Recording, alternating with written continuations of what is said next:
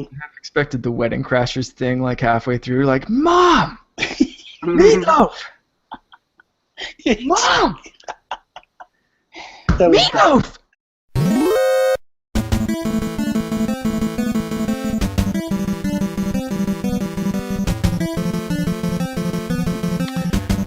What is up, everybody? Welcome to episode 4 of the GeekCast. I am Bobby, the Geek Guru. I am joined once again by my buddy Toby from England. What's up, Toby? Hey, Bobby. And we have a special guest this week. I am very excited for this one. Fellow Team Geek member, Mark Carabin from the Warp Whistle podcast. How you doing today, Mark? I'm good. How are you guys doing? Very good, very good. Excellent. Can I just say, Bobby, you asked him how he was doing. You didn't ask me how I was doing. Because I don't care how you're doing. It's just, I Screw know. you. I asked how you were doing, though, Toby. So, Yeah, that's, just forget him. That's all right. I'm being kind and courteous to our guest. It doesn't matter about you. It's like, that's just how it is, Toby. Toby, how are you doing today? I'm doing great, Bobby. Thank you for asking. Well, I figured, like you did last week, I would just say, what's up, and you would tell me how you were doing anyway, because that's what you do. You don't answer the question properly. So I figured you were going to do that, and you didn't. So, oh well. Anyway, like we start off every show, we start off with our Geek Outs. So we are going to talk about what we were geeking out this week. We will start with our guest. Mark, right. What are you geeking Oh, out? the pressure's on, Mark. Put me on the spot right away. That's, Why not, man? Come on. Very nice. All right, thank you. So I'm geeking out about like the fall, and I don't want to wish the rest of the summer away, but at the same time, after watching, Gamescom, all the stuff that's been coming out recently, the new stuff about the Taken King, Mario Maker, I'm excited. Those two games, that's my fall. That's going to be great, and they're both coming out pretty early on in September, so we've got less than a month for both of those, and I can't wait. Yeah, I agree. I'm really looking forward to Mario Maker. Like, the more I see about that game, I'm like, just give it to me now. Like, don't even stop playing with my emotions. Just ship it already. So, Toby, what are you geeking out about this week? Well, Bobby, we haven't done this before. No, not at all. No, I'm actually quite I'm geeking out about the new Super Mario Maker trailer that Nintendo just released. It's basically like an 8-minute long trailer, like a video overview of the game. They explain how you unlock the level editor stuff, because you get, like, the first day you unlock like 5 or 10, like, one line of stuff that you can put in the game, and then you play that for at least 5 minutes, which is a real strange amount of time, really. But then the next day you unlock the next line, the next day you unlock more, so it's kind of like a progression of unlocking stuff. So they said in the video, like, not to overwhelm you by that. So I don't know if that's a... I read some people shocker. People on the internet were complaining about this. Yeah. Because they were like, why don't they just give us everything? And I kind of get it a little bit. Like, it's kind of like a Splatoon type effect where they're just kind of giving you a little bit at the time, and it's locked. And I understand why people are upset about it. But you know what? At the end of the day, who cares? Like, you're going to complain regardless. So The thing obviously is, they're just trying to make you play and continue to build levels and learn with the tools. exactly. They're creating a learning curve for you, and it kind of forces you to utilize the tools that you've got. So you've got like a restricted amount of tools. Mm-hmm. So it teaches you how to be creative with those specific tools, rather than having the whole toy box and you just going crazy and creating just a jumbled mess. It's like, how do I make something good out of these particular tools? So I quite like that idea. And plus they showed off the new sound effects that you can put in the game, and visual effects as well. Now, is it true that you can actually make your own sounds a la Mario Paint, or is it just whatever sounds? Well, I watched a Game Explain video where they went over the trailer and they gave their thoughts on it, and basically, like on your 3DS and DS, you can record your own sounds, like by the little bird thing. It's like that. So you've got like 3 seconds to record a sound, and then you can put that into any block. But I think you can only record 1 or 2 different sounds. You can't record like loads of them. Mm-hmm. So you have to be like quite precise about what you want to say. So like they gave the example of "Happy Birthday," which is just a very short sentence or a couple of words that you can put in each block. So it's kind of cool. That's kind of cool. But yeah, every time I see that game, I see something new, and I just can't wait to get my hands on it. So. Yeah, I'm the same way. I'm gonna call this right now. We'll see a Super Mario Maker proposal within 1 week of that game being released, and then a flood of them.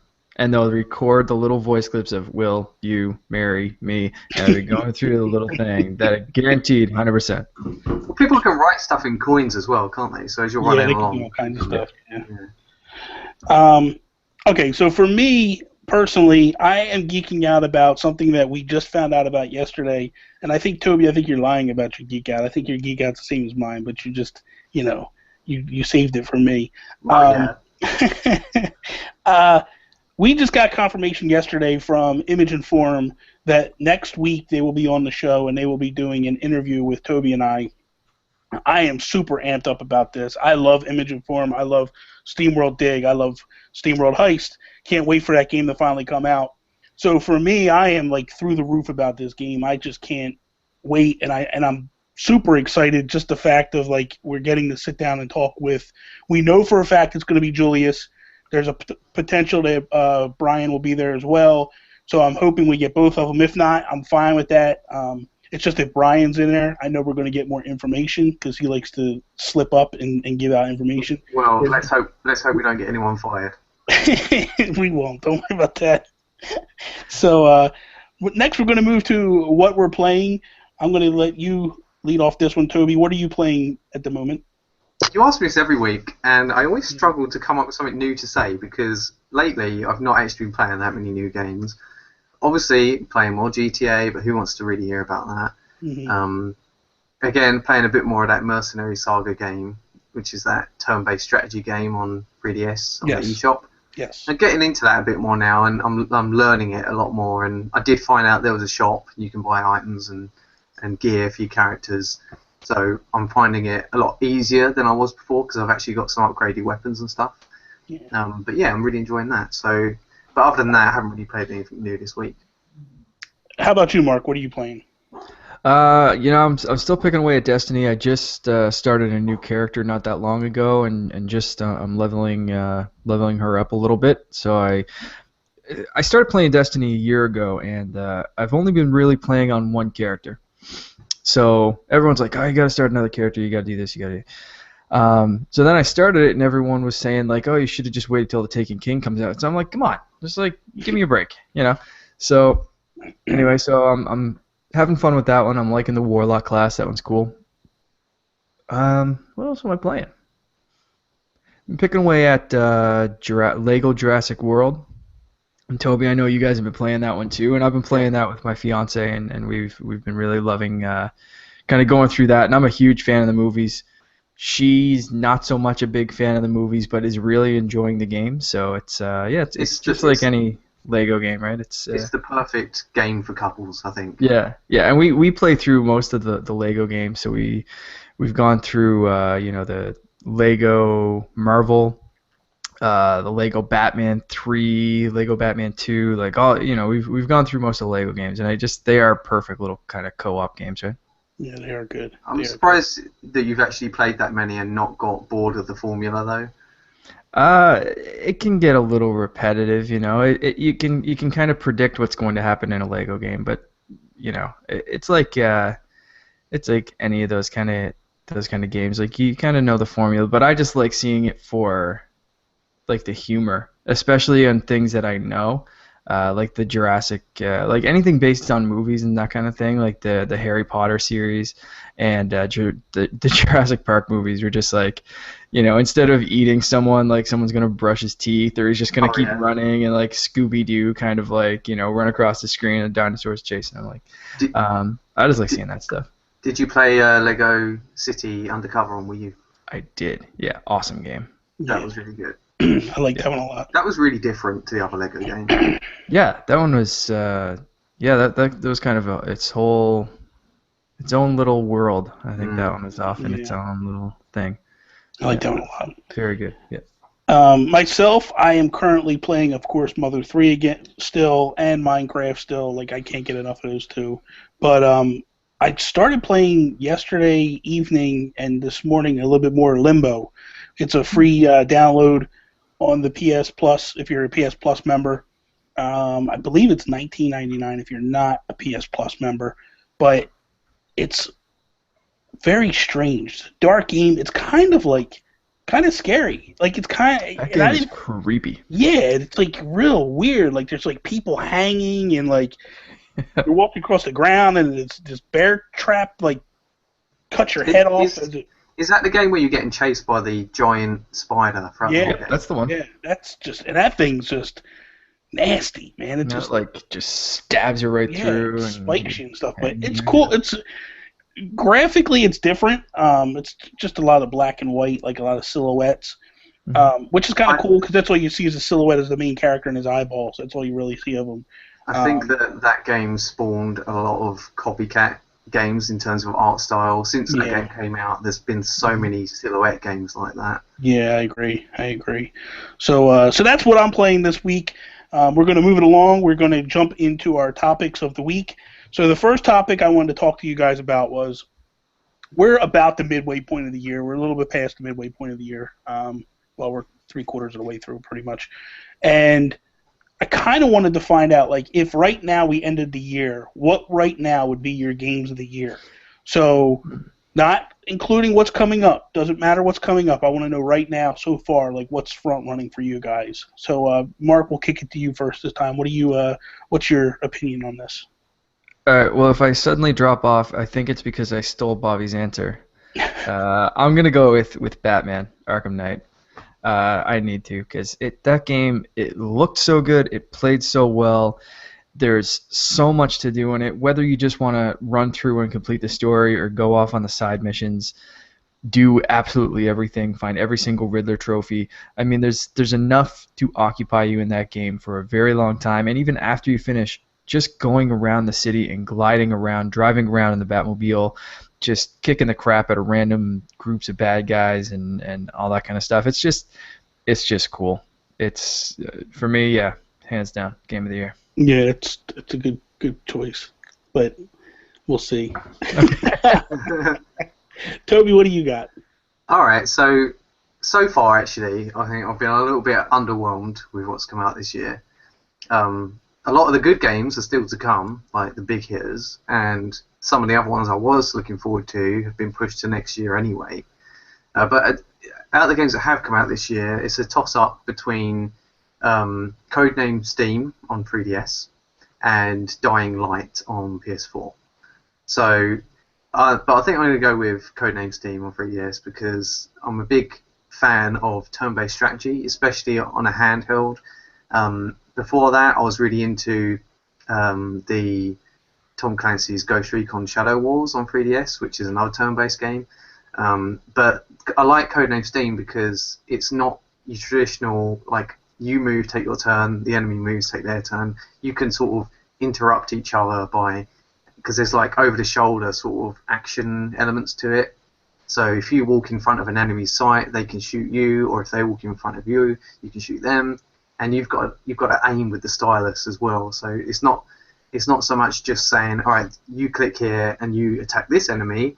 I mean, there are strategy elements like that, but a lot of it is you've got to be precise about where you aim, and it really sort of changes up the formula, I think. Cool. I liked Codename Steam. I don't know that it's my game of the year by any stretch of the imagination. I liked the storyline. I thought it was cool. I thought the concept was cool. It wore on me. It wore out on me pretty quick. When the problem with me, see, you had the advantage of when you guys got it, you had the updates, which sped up. Oh yeah, the enemies. That made a huge difference. Yeah, when I started playing, like, it wasn't bad in the beginning. Like, I was like, okay, I can deal with this. When I got into the later levels, and I'm probably really, really close to beating the game, and I just stopped because I met this one level. I think it's when I got to like the Wizard of Oz area type stuff, and it got so hard this one level because there were just monsters coming out of everywhere, And the problem was like it took forever for them to all move. So I would die and then have to redo the level again. And I was just like, I'm done. I just was like, I can't take this. I'll wait until the update. And then when the update hit, I got wrapped up with other games. Yeah, they really needed that update, and I'm so glad they put that in, because I think that really would have affected my enjoyment. Yeah. Well, I kind of stopped at the demo, to be honest. I played the demo and found it really, really slow and never even picked up the game. So now, like, hearing you guys talk about the update and how much it improves it, and especially, Toby, for your Game of the Year, I might have to reconsider this. And I mean, it's cool, too, because, like, the 6 people that own a Marth amiibo can actually, like, use that. So I'm kind of jealous of those. The thing is with that is another great thing about the game is practically every level or every other level you get a brand new character to play as, and these characters have all got their unique abilities. So even if you're getting a little bit bored of the formula of it, it changes up like depending on who you pick. So you might have a character that is good at gaining height by being able to jetpack onto different levels, or you might have a character that's got really good distance because they've got a sniper rifle. So you can really think about your tactics in advance and pick different characters. But the problem is with the amiibo thing is I've scanned the Ike amiibo that I've got, and even though he's playable in the game, like all of the other characters, so many other characters to choose from that I just never want to try him out, because he's like, you have to get up close with the enemy, but all the other characters are so useful in other ways that I just never really thought about using him. That's what I was going to say. Like I have Marth and Ike. I have Robin and Lucina now, but I never went back when Robin and Lucina came out. But Marth and Ike, I wasn't fans of their gameplay. Like it just to me it wasn't that good. Like I would rather, like Toby said, use the characters that you're unlocking because they were more useful than the actual Fire Emblem ones. Yeah. And they made it like, oh, these guys are really strong, and okay, they're not that super strong. Like I didn't feel like I had to have them in the game. Like to me, like I just felt like, okay, that's good, that's cool, But yeah, I wasn't big on that. You need to keep your distance from the enemies, because there's so many enemies that can attack you from a distance, or there's like you want to be able to keep out of the enemy's range while still being able to attack them. So, and if you've got a character that's only got a sword, then he's a bit useless, really. Yeah. For me, I'm gonna shock you, Mark. I didn't pick Batman, and I went back and forth very hard in my head. It was between Batman, it's Splatoon, and the reason why I picked Splatoon is I looked at it like this: what did I dive into the most? And I put so much time into. I put 100 hours into Splatoon. Hold on. Yeah. Didn't Splatoon come out before the New Year? No. Really? No, okay, because I was gonna pick Splatoon. I thought it came out in the fall. All right. Yeah, it came out just before E3. Remember? Because it came out in like May, and it went to August was the big update, and that's where everybody was flipping out. No, Splatoon came out in May. Yeah. Oh shoot! Because I was gonna pick that, and I was like, no, I'm pretty sure that came out like before the New Year. It was late May. Yeah, my time's all screwed up. Yeah, I took Splatoon just because, like I said, I put 100 hours into a game, and to me, truthfully, if you're putting 100 hours into a game, you love that game. You have to. You don't put 100 hours into a game if it's not good. If it's garbage, you're out after 5 hours, 4 hours. And Splatoon just really. What I like about Splatoon is this. One, I was able to play a lot with my wife. We have 2 Wii U's, so she was up here in this room, and I was downstairs in the living room, and and she would play and I would play. But the cool thing to me was our Facebook community, the Geek Guru group. Like we all just came together and really like exchanged names, and we would like. If one person was on, like it just felt like if one person was on in a matter of minutes, like we'd have 4 or 5 people in that room playing together, either against each other or with each other or whatever. But it was just a lot of fun, and I felt like it brought me closer to the people that watch me and stuff, and I felt like this is kind of cool. This is a lot of fun. So, if you didn't have those people to play with, do you think you'd enjoy it as much? I don't know. And I really can't answer that, to be honest with you. Because I would say that my enjoyment of the game is definitely affected by not being able to play with you guys as much, because the time zone difference means I have to stay up till the early hours in the morning to be able to play. Yeah. So, That's definitely that's my assessment of it too, Toby. Is like I find it's a great game and I get hooked and I'm really excited and I hope the community kind of bounces back a bit and people start jumping in more now that we can have like the specific picked teams and that kind of stuff, because it was cool and I love joining with people on the group, but I fell out of it quickly and kind of started going back to Destiny and Batman and that kind of stuff when it was like, you know, if I join up with you, Bobby, we'd be on the same team one match, different teams the next match, same team, then different teams for like 6 matches, and I'd just be like, you know, I'm kind of playing with Bobby, but at the same time, it's like I'm not, and it's, you know, like, I don't know, I kind of just fell out of it quickly, but going back in, you know, now I think it's going to be really fun, and like you said, the community really made it. It was just like Mario Kart Online. Like, you know, we played that a bit here and love Mario Kart, but going on with those group tournaments and all that kind of stuff and doing the videos that we did and the chats and like the, you know, the hosting the tournaments and everything, like that to me completely made the Mario Kart experience kind of extend beyond what it probably even should have. Like I put so many more hours into that game than I would have without that community, and I find Splatoon's the same way. So you know, if you don't have those friends to play with, it's it kind of gets a little thin on content. But now it's like, man, you have people to play with now with that new update. You can pick your teams, and it's like, whew, this game is. And I like the thing that I like about the update is like you can even do 2-on-2, 1-on, like you can set it up however you want. And not only that, like Mark, if me and you wanted to go play a bunch of people, we could just team up together and go play a bunch of people. Like, to me, that is awesome. I do wish that was there from the beginning, but at the same time, an earlier update. Yeah, but I get the fact of like it kind of like wanted to extend things and keep you coming back for more, and they did. I mean, let's be honest. Like, how many times did they come out with weapons? And me and you would text each other, and be like, "Oh my God, did you see this?" Or a new map, and it'd be like, "Oh my God, this thing's gonna be awesome." And so for me, yeah, like I like the fact that they kept bringing us back for a reason. You know, now the thing that I want to see happen is, and I hope happens, is the DLC just stays free, and kind of like a Minecraft thing, where every couple of weeks they put out some new maps. They put out, you know, keep this game relevant. Like, keep this game where people are playing for years to come.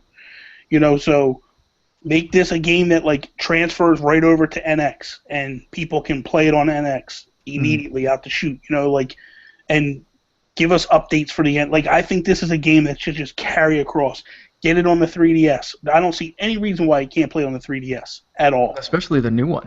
Yes. Like, if they want to say this is a new 3DS exclusive, I'm fine with that. Like, you know, if that's what the extra horsepower that they need, that extra little thumb nubbin thing, whatever, like that's, yeah, for me, 100%. I'd love to see this on a handheld. Yeah, I think it would do wonders, honestly. So, I don't know. Anybody else have anything to add to that, or are we good? Good choices all around. Okay. All right, so moving along, we are going to jump into the best Zelda game ever.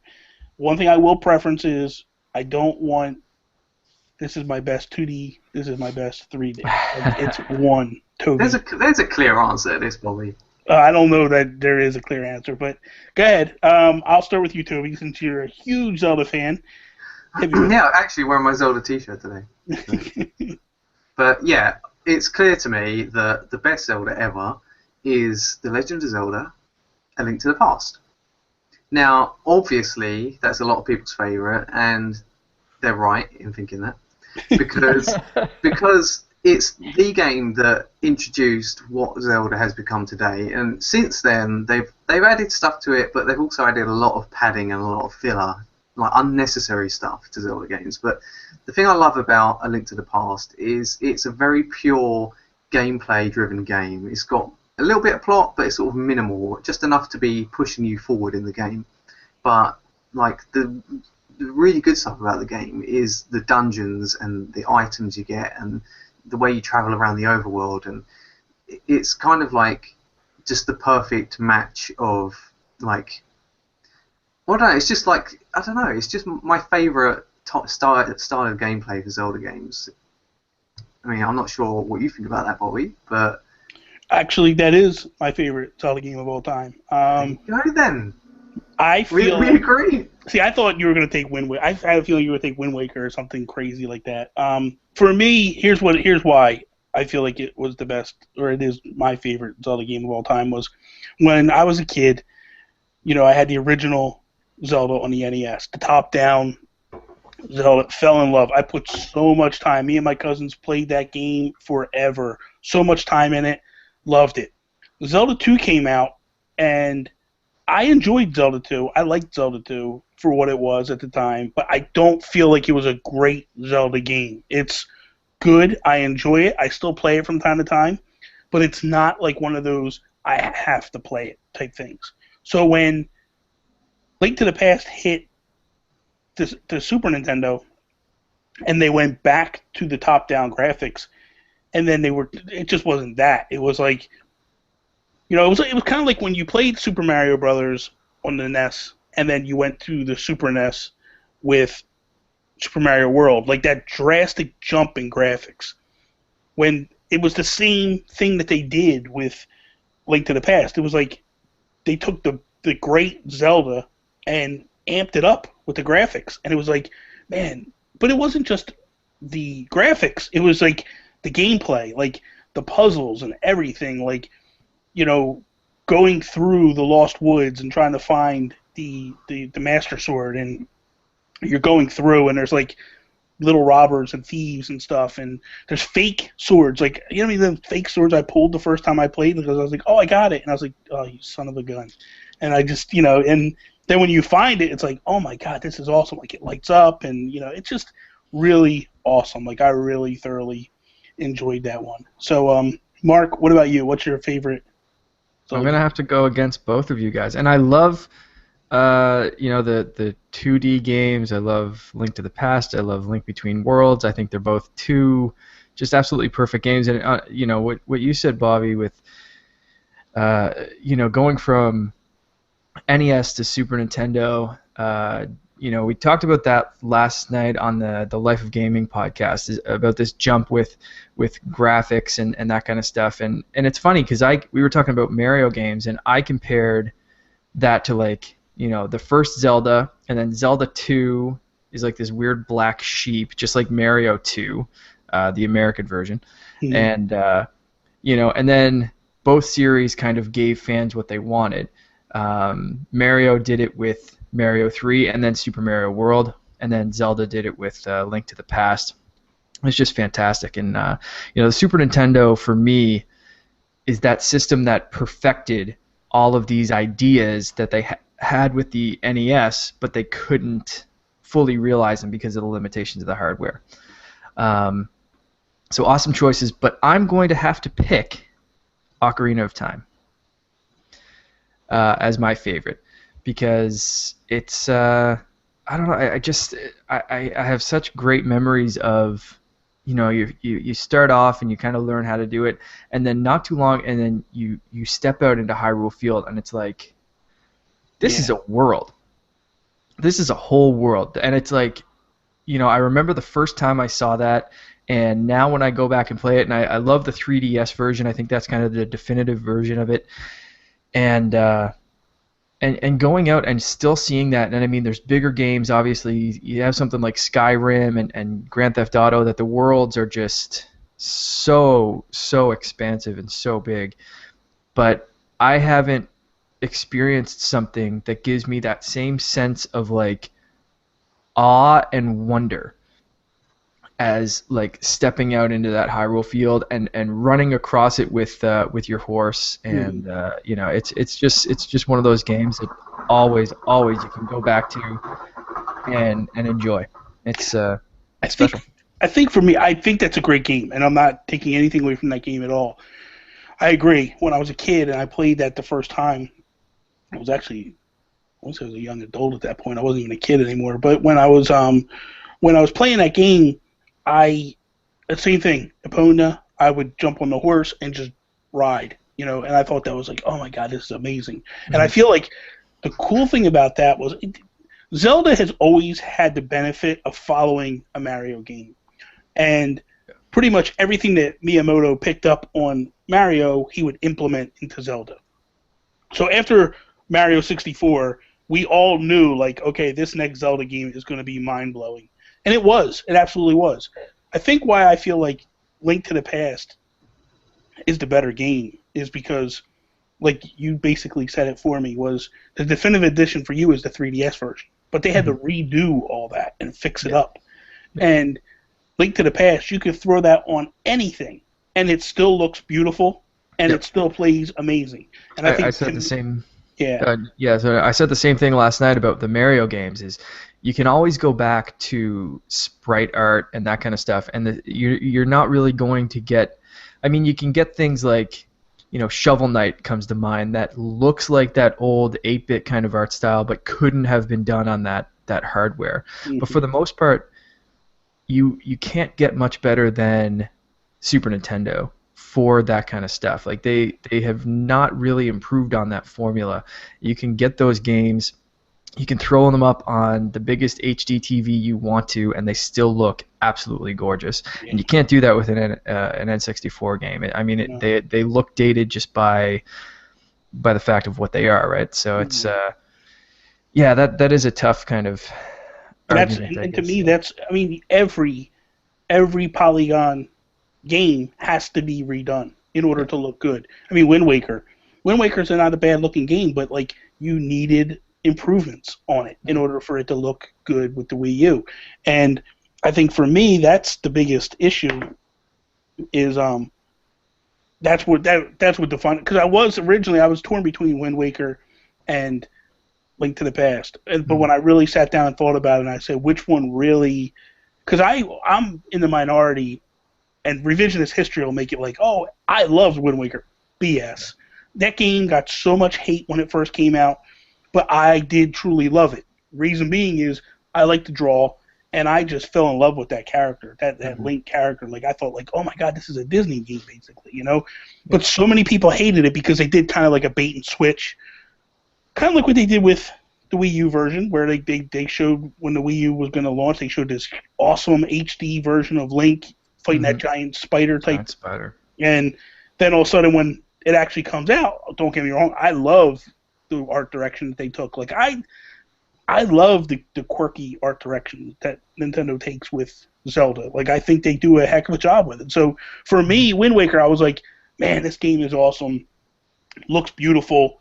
The only thing that killed me with Wind Waker originally was the sailing. Like I just felt like you had to keep stopping and change the wind, and then you start going. It's like, oh, I'm going in the wrong direction. Now I got to switch it again and go. And so that drove me crazy in the original GameCube version. But they fixed that on the Wii U.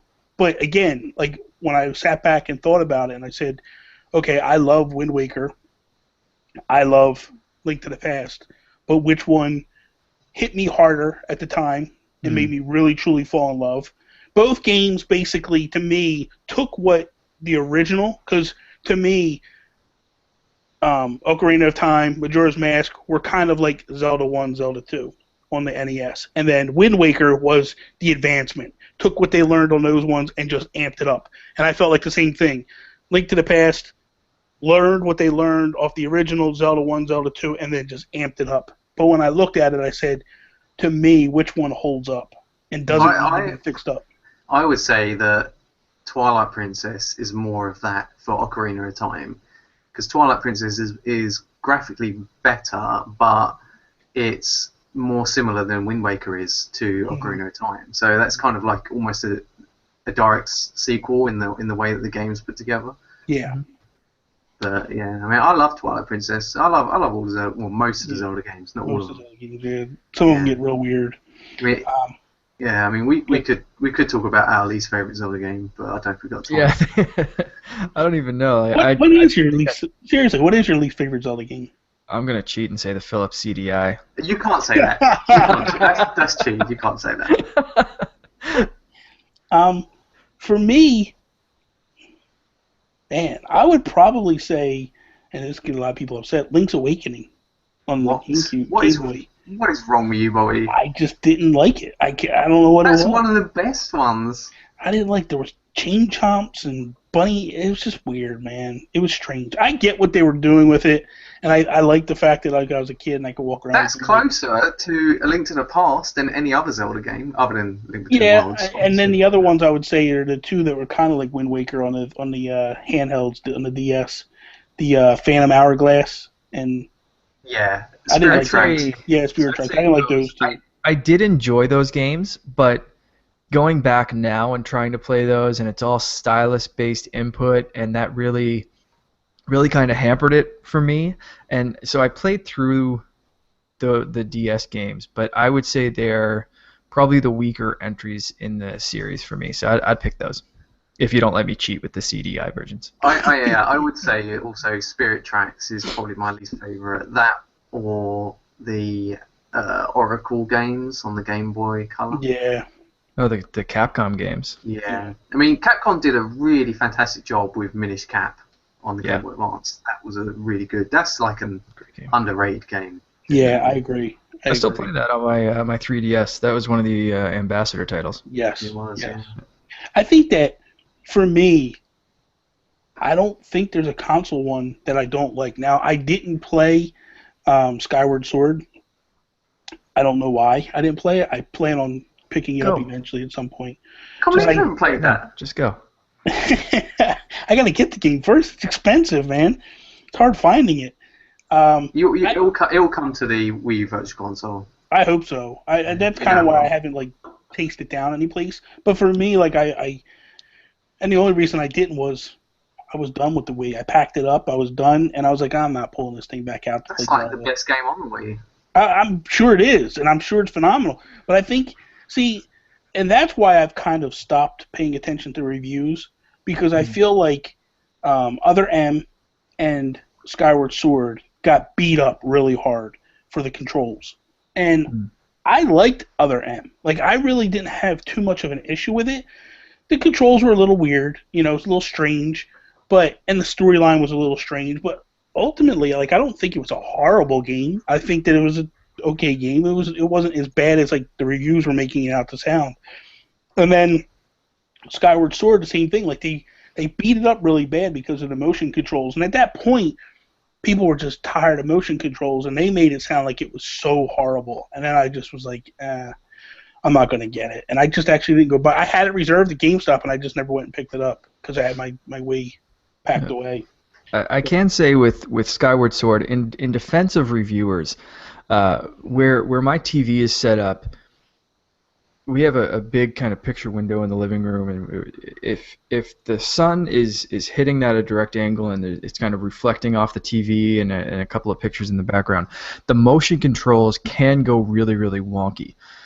So it kind of sucks when you can't play a game at certain times of the day because it needs such precise motion controls that you're holding your sword steady and then suddenly it's like flying off to the side or like jigging back and forth kind of thing. So it is, and that's a downfall of the Wii, not just this game. Yeah. The game relies on such accurate motion controls. Like there's so many bad guys that the piranha plant things or whatever they're called.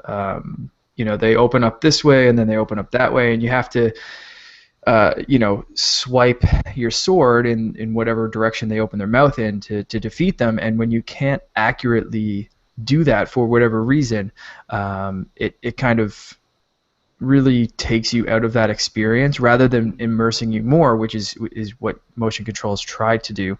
So I really enjoyed that game, but I can definitely understand where it doesn't hold up as well as just, and I found the same thing with, pretty much with anything motion control. If it didn't have to necessarily, if it was just easier to just tap a button rather than swing your arms around like a maniac,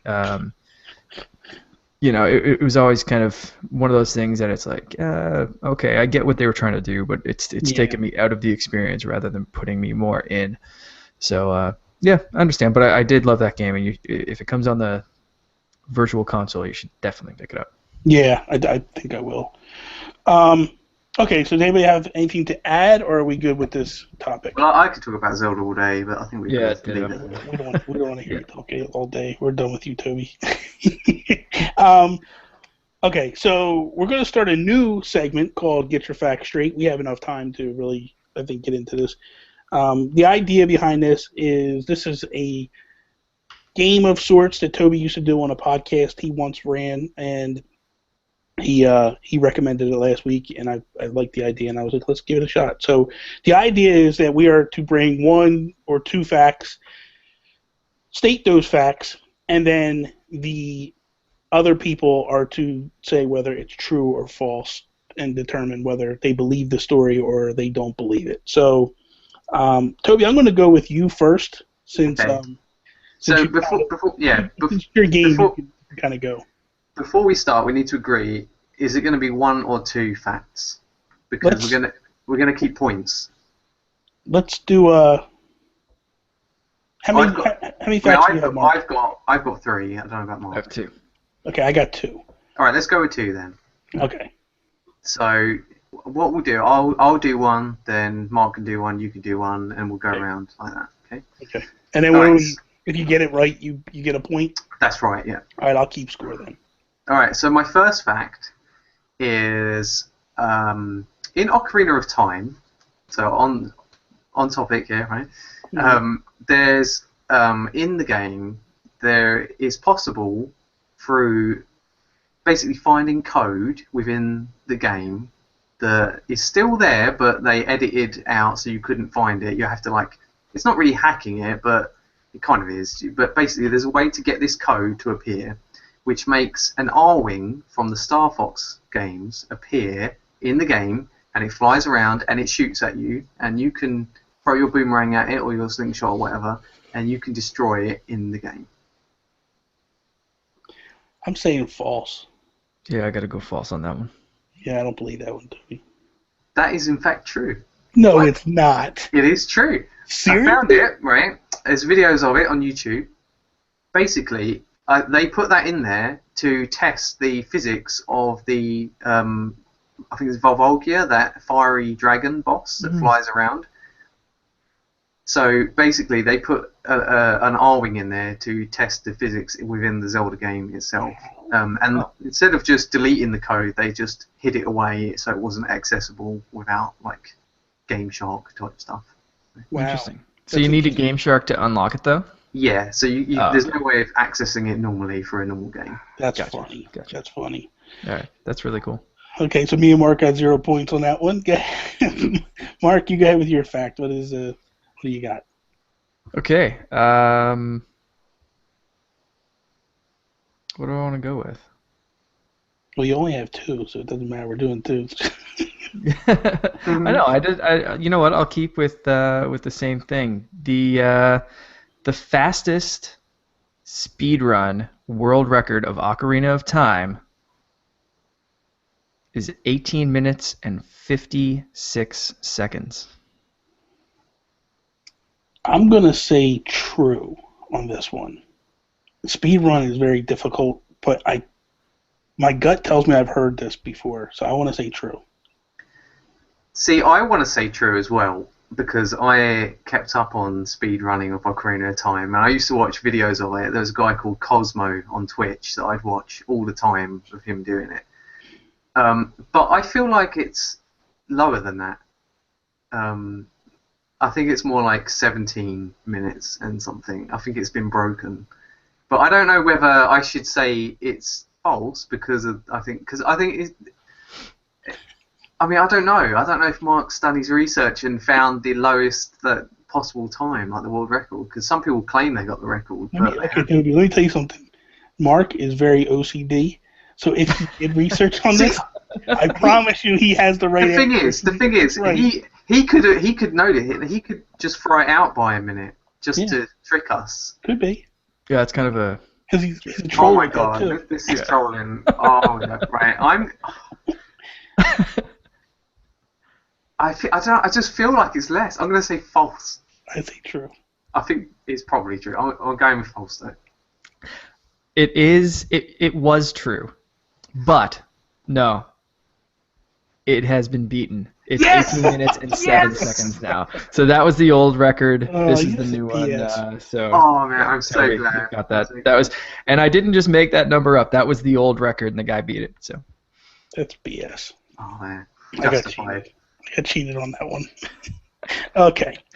All right, I'm going to change a little bit, but I'm kind of still sticking with Zelda since I'm going with the creator. I got a story, basically, that I read. It's more or less stating that years ago, when Iwata was named president of Nintendo, Miyamoto was not happy about this. He was in contention for it. He was, it was him and someone else up for a contention of it, but he didn't feel like Iwata should have gotten the job. He was upset about it, did not speak to Iwata for a month, refused to talk to him, refused to do anything with him, just basically was like, I'm going to do my thing, you do your thing. And it wasn't until Tezuka pulled a private meeting and sat them both down at his house that they ironed out the issues, and from there on, they became really good friends. So that's What? my story. You guys are like silent, like really elaborate if you're making that up. That was like you just made up this little, like, if that's false, you're like the most twisted little like fan fiction writer. Like you're just sitting there, like I can just picture you like sitting in your house like, I'm gonna write this. what do you think I'm The thing is, right, I know that Bobby said before that Miyamoto was very close in his style of managing people to Yamauchi. And I think that he's using that little bit of knowledge to make it seem as though he wouldn't agree with it. But I think that he would already be friends with Iwata before that. I'm going to say false. I'm going with false too, because Bobby, I just don't trust you. He's got one of those faces. You can't. Yeah, I Yeah, made exactly. That. I totally made that up. You Okay. weirdo. So I was just sitting here. I was like, I can just picture you just sitting up last night, just chuckling to yourself with that little evil. I did it this morning. I was actually, before I called you guys for this thing, I was like, I gotta come up with 2 ideas. Let me just. Here we go. So after the first round, we are Mark with 1 point, Toby with 2, and I have 0. So Yes, come on. It's proper. Okay, exactly. All right, so Toby, go ahead. What's your next? All right, so Bobby is bound to get this one right. I picked this one just for you, Bobby. No, thank you. So Mercy point. in Earthbound, the original Earthbound, in the Japanese version of the game, there is a part of the game where the main character Ness is naked. He's only wearing his hat and nothing else. But in the American version of the game, they made him wear pajamas. True. I'm going to say false, and here's why I'm saying false. His name wasn't Ness in the original Earthbound game. His name was Nintendo. So... Hang on a minute, Bobby. Wait a minute. I might be getting this wrong. Mother 2 I'm referring to. Oh, so you're talking about Earthbound then? Yes. Okay, That's okay. You said... Okay. Wow. Now you got me really stumped. Shoot. I never heard this story. You know what? I'm going to say true. Because they're not that hard. They're not that upset about nudity in Japan. They're not as, like, messed up about it as they are in the States. Hang on. So you're both going true on this one? Yeah. It is true. There you go. The part of the game is called Magicent. And apparently it's like a dream-like area. Mm-hmm. And in Japan, when you're dreaming and you're sort of in a dream world, being naked is like a sign of purity. So the character in the game was naked to match that, but they didn't think that'd be good for US audience, so they made him wear pajamas instead. That's cool. That's good. That's a good story. Interesting. Very cool. Mark, you're up. Okay. Bob Hoskins had absolutely no sweet clue that Mario was based on a video game until his son told him. That's true. What makes you say that, Bobby? Because I've heard that story before. You've heard it before. Yeah. Whether I heard a BS story or not, but I remember that story. I mean, you'd think, looking at the film, you would think that would probably be true. Well, seeing as Bobby's so certain about it, I'm just gonna go Bobby and say it's true. That is true.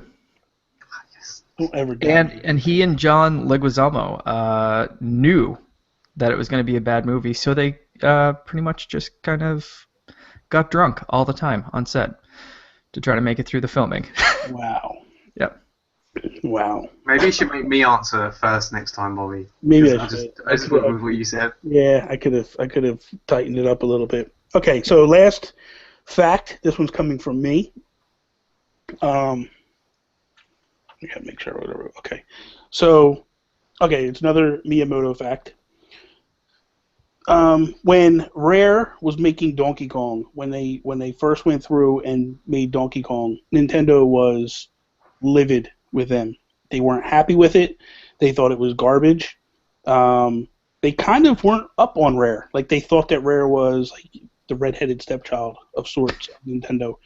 And what they did was they sent Miyamoto in to fix Donkey Kong Country.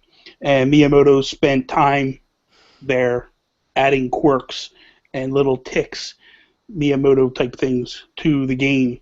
And when, after months of being at Rare, when he came back with the game, everybody fell in love with it. I'm gonna go first. Well, all right, I'm gonna go second. Sorry, I just threw it out there. I'm not even thinking. I'm just going with my gut.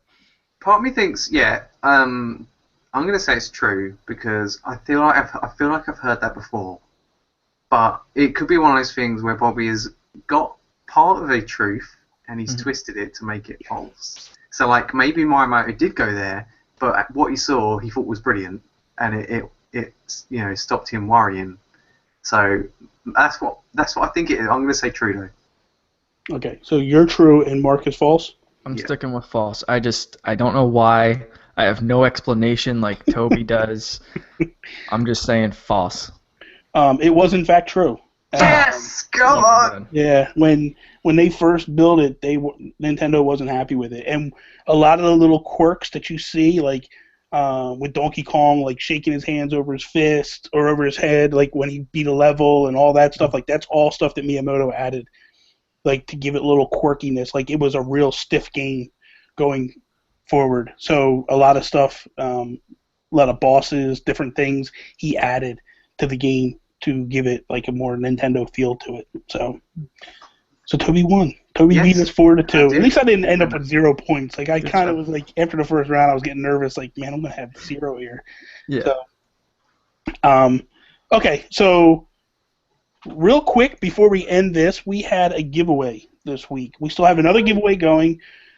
It's a Twitter giveaway. It was a 2-week contest. Toby and I and Allan tweet out a picture of Dark Pit and Ness, and with kind of the rules that you need to follow in order to win. We will announce that next week, who the winner is. But this week we had a like or a share. We had the Geekcast. We basically, the last video cast, we asked you guys to share it and leave a comment to enter the contest. And then we also, Toby had a drawing contest, design a character, and the winner would win a Palutena.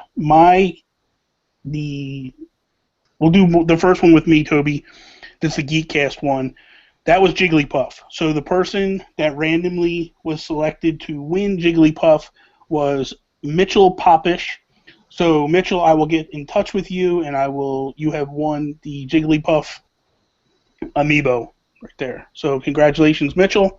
Awesome. There is that one. And then the next one is the one that Toby did, the drawing contest, and it's Palutena. That's going to be the winner gets Palutena. So, Toby, who did you select? All right, so first of all, I only had about 4 entries for this. So if you didn't draw a picture, it's your own fault for not entering, because really it was open for anyone to win it. And all we had to do was draw a picture. So But anyway, I got a really good entry on Twitter from Amiibo Royale, at Amiibo Royale, and he drew this really cool enemy. Basically, it's kind of like Portal. So on the ground, there's like a little blue circle, and then on the ceiling, a little red circle, and then the enemy pops out of the ground and he chases after you. And also, if you're walking along, he can pop out the ceiling and drop down on you from the ceiling. And I thought that was a really cool idea. And he was like really intricate about the way he drew it and wrote down like all the mechanics to it. I thought that was really good. So it's my favourite one. That's so cool. Amiibo Royale, you are going to win a Palutena Amiibo. Okay, I will get hold of you, Amiibo Royale, and I will get your shipping information and all that stuff, and I will send this out to you. Same with you, Mitchell. I will get a hold of you, so congratulations. There is still a chance for you guys to win Ness and Dark Pit. So that'll go out next week. And so there's still time for these two. One person wins these. It's not for two people. So one person will win both of these. So that is all I have for this week. We have for this week, should I say. Mark, you are doing quite a bunch of stuff. So do you want to plug any of that stuff? No, just joking. Yeah. So I mean, we're last night, like I said, we did the newest episode of the Life of Gaming podcast. Then now I'm on this one, and I'm going to be recording something with Allan, Full Fat Gaming, tomorrow, but I'm not sure exactly when that's going to go up. Allan's schedule's pretty busy, but we're going to be talking about GameCube games, so I'm looking forward to that one. And then my own stuff, we just did an interview with Zoink Games a couple of weeks ago, and just last week we did an interview with East Asia Soft. They're developing a game called Lost Sea. Game looks really cool. It's coming out for PS4, Xbox One, and PC a little bit later this year. And yeah, so we're you can follow us on the Warp Whistle podcast on iTunes, SoundCloud, Stitcher, YouTube, Facebook. We're always posting in the Geek Guru Facebook group. So anyone that listens to this show, should at least see me posting random things in that group and be familiar with us there. But you can follow us there, and you can follow us on Twitter as well, _Warp Whistle. So. You know what I'm curious about that you guys are doing, and maybe you can plug it here while we're at it. But CaperCon, what exactly is that? So CaperCon is a convention, like a comic, anime, video game convention kind of thing, all rolled into one, that we're doing locally, and so we kind of got involved with a couple of things. So we're just kind of promoting it on the show, but we're also giving away a bunch of prizes there. So I have like games to give away and shirts and collectibles and all that kind of stuff. And we're still trying to kind of come up with the exact details. I think we're going to be doing a live show from CaperCon. So we're still trying to get the final details, but I think it's going to be something based around the Smash Brothers tournament that they're having there. So we're figuring that out, and I think we're going to be doing a panel, and we're still trying to figure the details out on that. But CaperCon's coming up in September, I think the 11th to the 13th or something around there, and should be a good thing. It's the first convention that we've had around here, so anyone around the Nova Scotia area in Canada should definitely check it out. You can get tickets online. You can get tickets at a couple of local stores around local comic shops and stuff around Sydney. So I'm really looking forward to it. It's going to be my first convention, and we're excited to get involved in any way we can. And we'll see how everything works with panels and the tournament and a live show and all this kind of stuff that we've never tried or done before. We'll figure it out. That's awesome. To be it's kind of neat. Are you guys still on Caper Radio? Yeah. Every Friday, 7 p.m. Atlantic time, so that's 6 p.m. Eastern. Caperradio.ca. You can find us there. It's just the same show that we do up on iTunes and anything else. They just take the show, but it's kind of neat to have that extra audience. And Caper Radio is actually going right now. They're just online and they're just broadcast around the local university.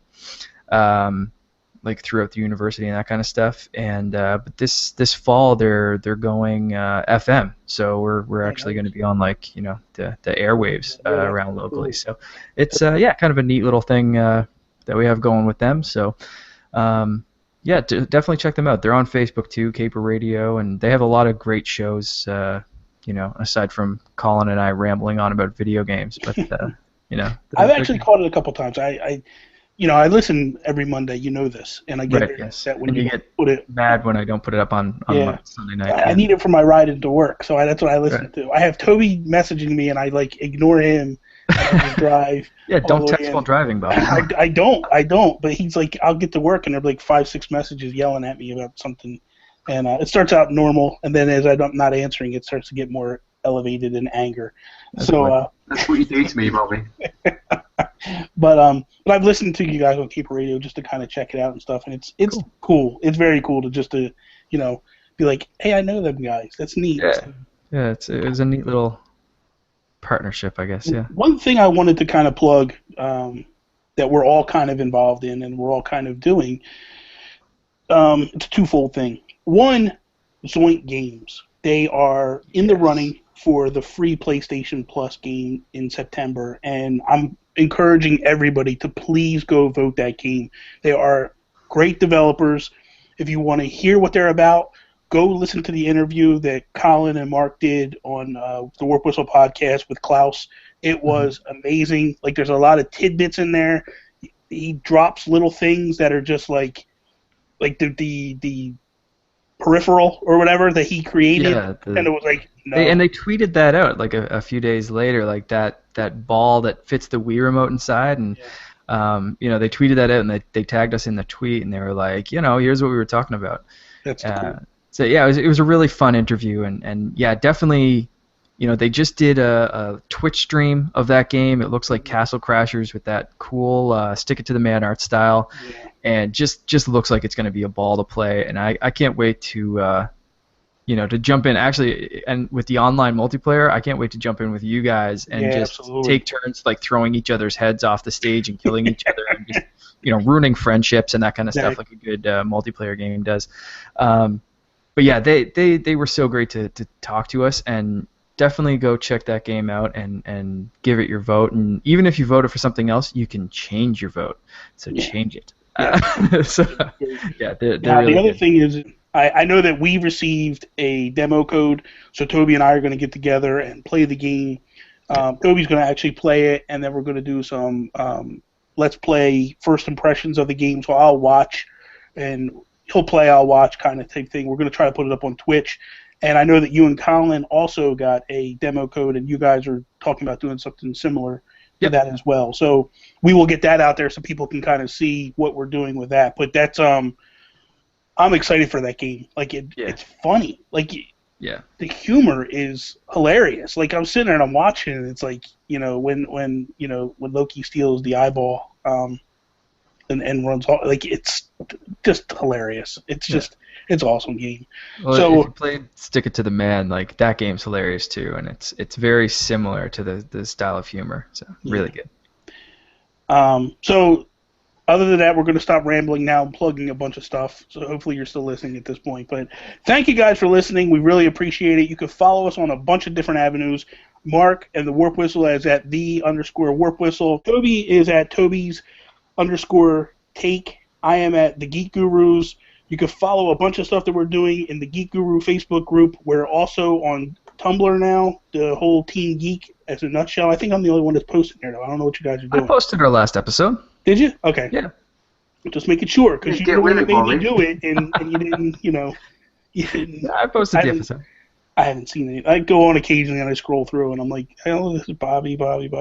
I don't want to see me.